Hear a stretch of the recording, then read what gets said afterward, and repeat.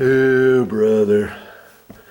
What is my video going to be about today? I got some light fixtures here. Am I going to be installing these light fixtures today? I might, but that's not going to be included on this particular video series. I am going to install this ceiling fan. And this ceiling fan is going to be installed in this bedroom here. We call this the guest bedroom. And there used to be a light fixture here before, and it had an existing light switch location over here, and so we've got to talk about that because there's certain things I'm going to have to do over there too. Well, if you want to watch that, stick around. Now the first thing, you see where that ceiling fan location is above the bed. And see, if you're going to install a new ceiling fan, and if you haven't moved in your place yet and stuff before your furniture comes in, it's a good idea to maybe decide, hey, are you going to replace the ceiling fan after you paint? Or in this case, there used to be an existing light fixture there. I was thinking all along, I'm taking the light fixture down and I'm going to be reinstalling the light fixture. I never thought that after I got done painting and after the furniture got in, that Mommy wanted a ceiling fan in here. But it kind of makes sense, because then during the summer, if she wants, and if this room is just a hair too hot, instead of turning the air conditioner up higher, we turn the ceiling fan on. And it's going to have a light connected to it, and it's going to be handheld remote control. And in the winter, even in the winter, this ceiling fan is going to work in this room. This room has a heating register. It happens to be on the floor down over here. See it? There it is. And that's the only heat register in this room. And we were trying to figure out where to put the desk unit. And it only made sense to put the desk unit right there for Mommy, for her computer and her copier and the TV. The TV eventually we're probably going to hang on this wall. Okay. But we thought, you know, she was like complaining in this room that the heat, that it wasn't very hot in here in the winter. And she was complaining of always being cold. Well, one of the reasons was because I didn't have this door installed just yet. After I installed the door, I says, hey, now all you have to do is close the door, keep most of the heat in this room, because the heat comes out of this room, then it comes out into this area here, and it gets caught up in here, and it goes up kind of this way and stuff, and it's like there's a constant suction in here. So when the heat comes up from that register, it just flows. That heat just flows out of this room. It comes around here, it goes on down the stairs, or it gets caught up in here. And then here's your heating air return register, and the heat, when that thermostat is on, the heat comes over there, and it takes a direct beeline right up through there. And so no wonder this room is always cold. So I says, keep the door closed first off, and in the winter you can take your ceiling fan. You know how all ceiling fans nowadays has a reverse, and you're like, I wonder what that was for. You probably don't even use it. You probably don't even know why you would want to use it. Well, in the summer you have it going one direction, and that's when the air is blowing straight down, and you can feel it. And then when you turn the ceiling fan the opposite direction, it sucks the air straight up. If you stand underneath your ceiling fan and the ceiling fan's going the opposite direction, you won't even feel it on you. And you'll be like, what's the point of that? Well, the point of that is in the winter, it takes your hot air in this room that gets caught up high, it sucks it up to the ceiling, and then it hits the ceiling, and it's got nowhere to go except to the left, to the right, over this way, back behind you, and it hits your wall, and it bounces down, and it comes down, and then it gets pushed down, and then it comes in closer to the ceiling fan, and then it sucks it back up against the ceiling, blows it back down. And that's how you do it in the winter. So in the winter, if you want your room a little bit warmer, try turning your ceiling fan the opposite direction and see what happens. Some rooms are set up better than others, so you know, it's a hit and miss. So try that out. And I told Mommy, I says, hey, you can do that in the winter too. Well, we couldn't do that if we just put a light fixture back up in there, right? So we're going to have some different options on utilizing this room a little bit better, heat-wise, air-wise, light, not necessarily light-wise, but you know, we're gonna have the light there, but yeah, she can turn the light on wherever she is in the room. If she's laying down, she wants the light on, or if she wants it off, she doesn't have to come over here and turn it off, as long as she's got the handheld remote. Most ceiling fans nowadays come with a remote, okay? But you got to look on the box and make sure. Now see this one here, fan control. So you know the fan has a handheld remote. This one's got a light kit. It also has a light cap. In case you don't want the light, there's a cap there. See, fan direction, seasonal reverse switch, on fan. Indoor use only, fan speed, 3 controls. And on most ceiling fans, if you want to see, you got to look on there if you want to know how tall it is. Maybe you want to know how tall it is from the top of the ceiling, fan location where the ceiling, up next to the ceiling, and down to your ceiling fan blades. What's the height of that?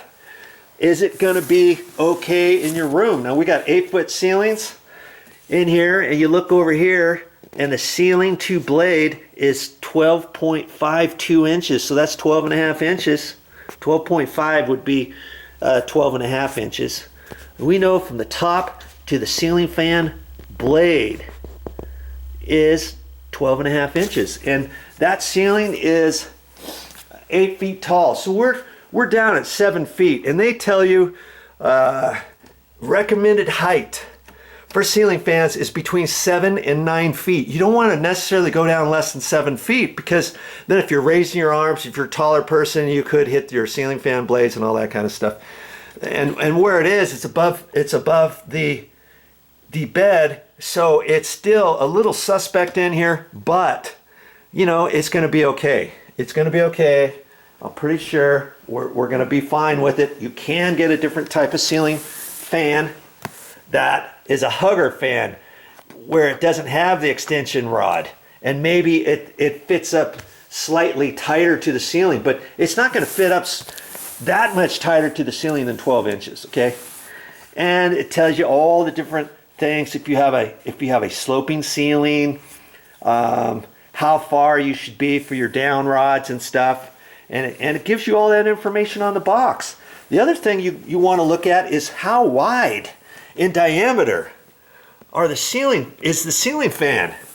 See, this one says 48-inch ceiling fan, okay? And you can get ceiling fans, it just depends what manufacturer there are and what they have at the store.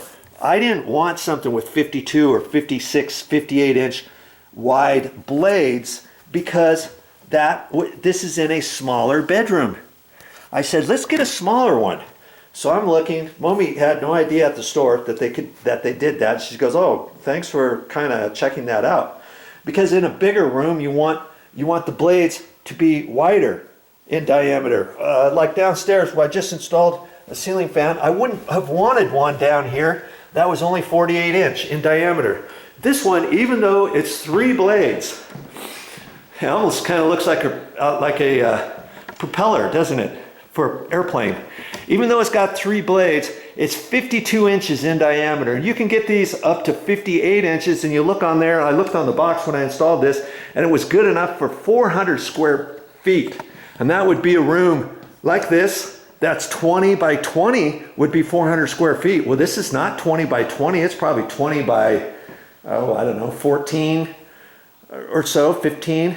And so this is way smaller than 400 square feet. Plus the additional air can go down the hallway, go up the stairs, whatever.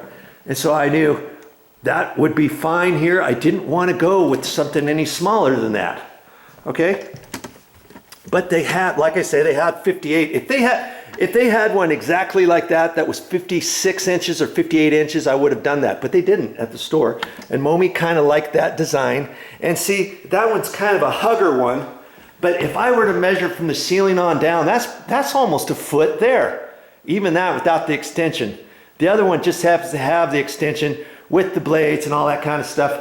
And you see it rather than having that neck up there. Okay? So 7 to 9 feet you want height-wise when you're installing that ceiling fan. So you can check out all that kind of stuff on the box. Okay, and did you know that they have, like I say, this one's 48 inches. They have one, I know they have them 42 inches, and I know they even have them smaller. I've seen them as small. Well, I've seen one that's 36 inches, and I think they might even have one smaller than that. And you might think, what on earth would you use a small ceiling fan like that for? Well, if you have a bathroom like this one, about this size, and if you have a light fixture that's up in the ceiling, let's say, maybe you want to take the light fixture out, you want to put a small little teeny ceiling fan up there. Okay, you can do that. Just don't get one with big old huge whopping blades. Okay, get a 36 inch or a 32 inch if they have them. They might even have them down to 30 inches. You just have to look and see. Okay, so that's what I'm going to be installing today. I'm going to be installing this. Momi liked it. See, this one happens to be 3 blades too. You can get them. I've even seen some blades, some ceiling fans with only 2 blades. And they come in 3 blades, 4 blades, 5 blades. You saw that other one. Well, if you saw the previous video, you would have seen this. Eventually, I'm going to be putting a ceiling fan up here. This is in our master bedroom. And check this out. I would never have guessed to put a ceiling fan in this big in here, but Momi liked it. She liked it. And you see there? Look at that. It's got 9 blades. You kidding? Look how big that is. And look at that, 72-inch ceiling fan. I'm going to be installing that. That's with 9 blades. So, hey, they got them. They've got them. So, and this room can probably accommodate it. And she likes kind of modern things and stuff. We can just leave this on low and probably have plenty of air moving around here or so. And so that's coming up too. I'm going to be showing that on a different video series. Of course, that's going to take me a while to do. I won't be able to do it in one video clip. And even putting up these small ones, there's no way I'm going to be able to do something like that in 10 minutes. I try to make my videos at least 10 minutes long or a little bit longer. And, you know, can I install this whole thing in 10 minutes? No. If you look at this video, this is the beginning of it. We're probably into it already 6-7 minutes. And so I'm just trying to explain everything on it. And even though this was a light fixture before, this is a really super heavy duty plastic box, but it's the same kind of heavy duty plastic box. See that cavity up in there? It tells me it's a heavy duty one. And they had this same look plastic box downstairs where they had a ceiling fan before. And this condo is about 15 years old, and I know it was inspected before, and that ceiling fan was there. See where this ceiling fan is up here? Look at this. Same plastic box. And there was a big old heavy ceiling fan up there, so I feel way comfortable knowing that that box is probably going to hold no matter what I put up there. Even that 72-inch Slinger ceiling fan from Fanimation, that plastic box up there has already been situated in such a fashion to where it's going to hold that ceiling fan weight. If you have just a light fixture, and if it's on a standard plastic box, and if you have an attic, you might want to go up in the attic and see how it's situated and see if you can't take that out and put an actual proper metal ceiling fan rated metal box up there. Did you know most metal boxes are not rated for a ceiling fan even? Yeah.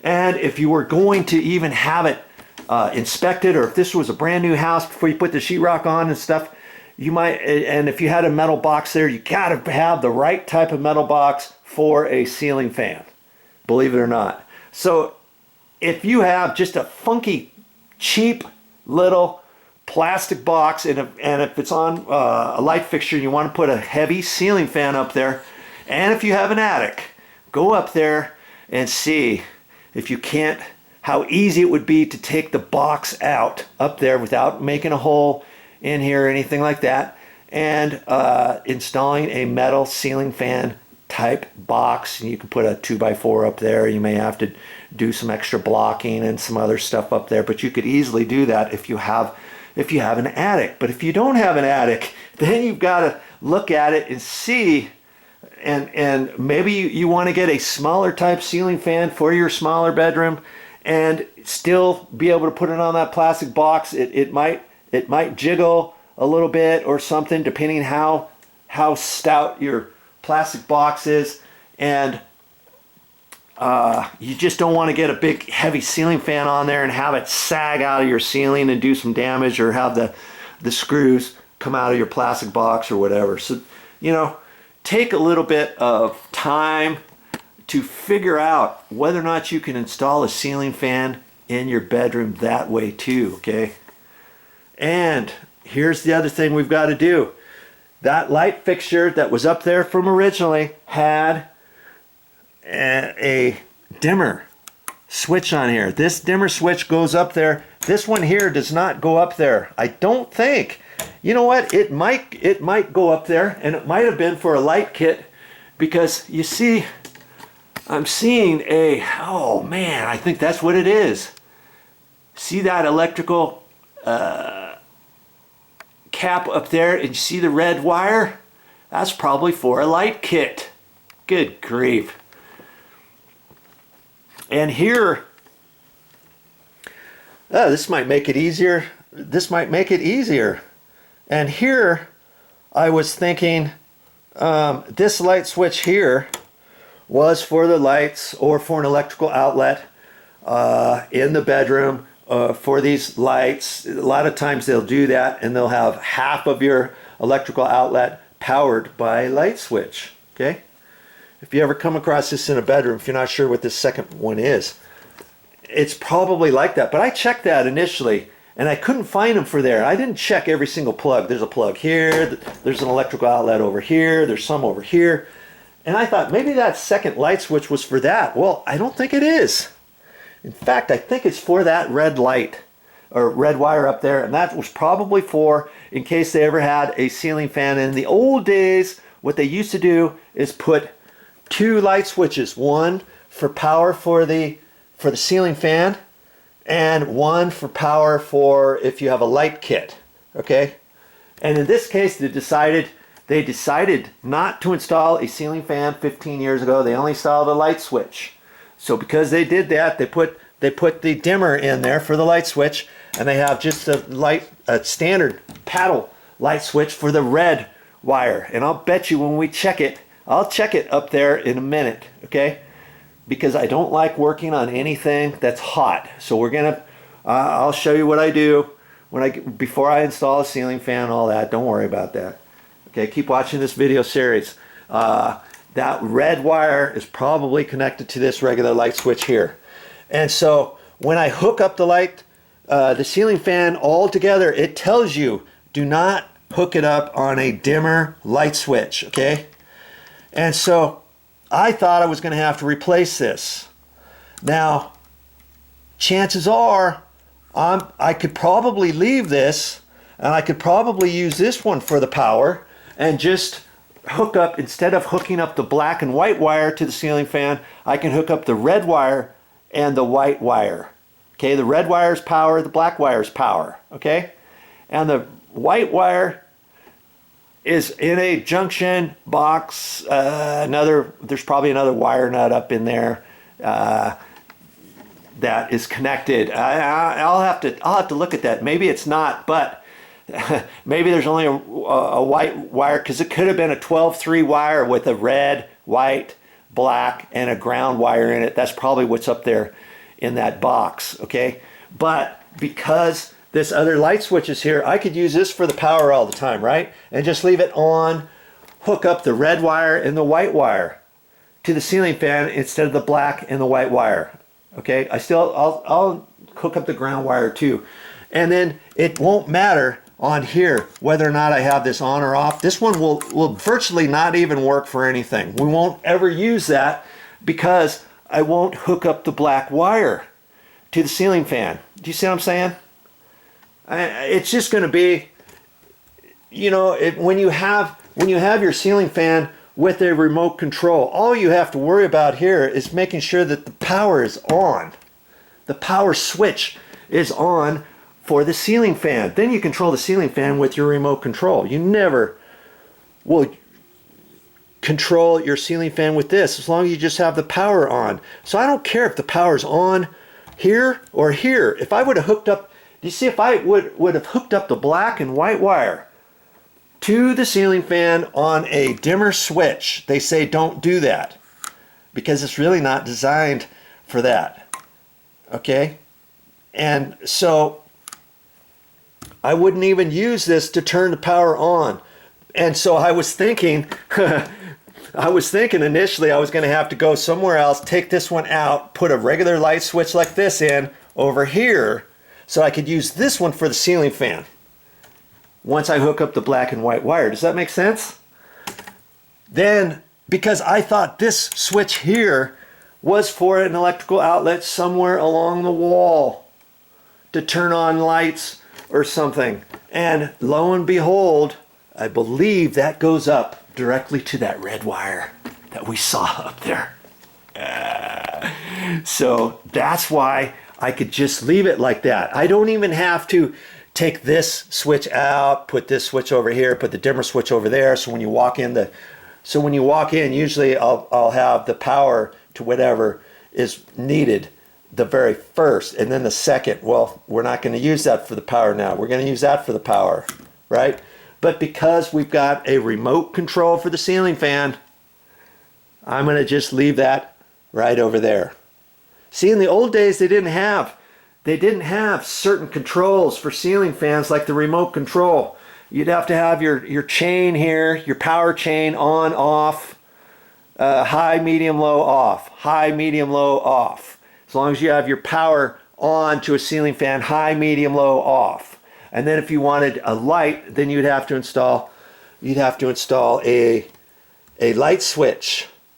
Okay? If this was in the old days, or if you have an old ceiling fan, let's say you have an old ceiling fan. Let's talk about that. Maybe you'll get this and understand a little bit better. If you have let's say you have an old ceiling fan with a light on it, okay? And you got two chains there. One chain is on, off for your ceiling fan light. The other one is high, medium, low, off. High, medium, low, off for just running your ceiling fan, okay? If you had something like that, you would want your power for high, medium, low, off to be connected to this type of switch. You would want your dimmer switch. If you had an existing dimmer switch, you could use that. Not for high, medium, low, off one, but for on, off, and high or low for your light kit. Okay? You would do that. And also for old ceiling fans that do not have a remote control, you can go to the store and you can get something like this that has on, off, and then one is high, 2, which you click to 2 is medium, 3 is for high, or sometimes it's the very opposite. 1 is high, it's off, and then high, medium, low for your ceiling fan.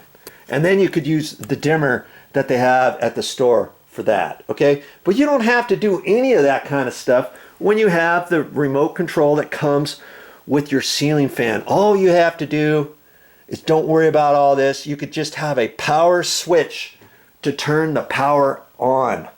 You know, if I didn't want any light switches here for up there, I could rewire this box in such a fashion, put a blank plate there, and have power always up to the ceiling fan if I wanted, right?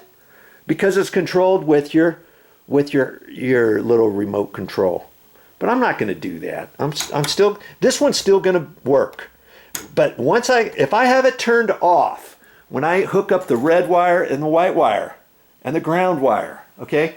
If I have that off, do you think that remote control, handheld remote control for the ceiling fan is going to work? No, it's not going to work because you won't have any power up here at the fan location because you'll have the power switch. I'm just going to call this a power switch, not the light switch right now, okay?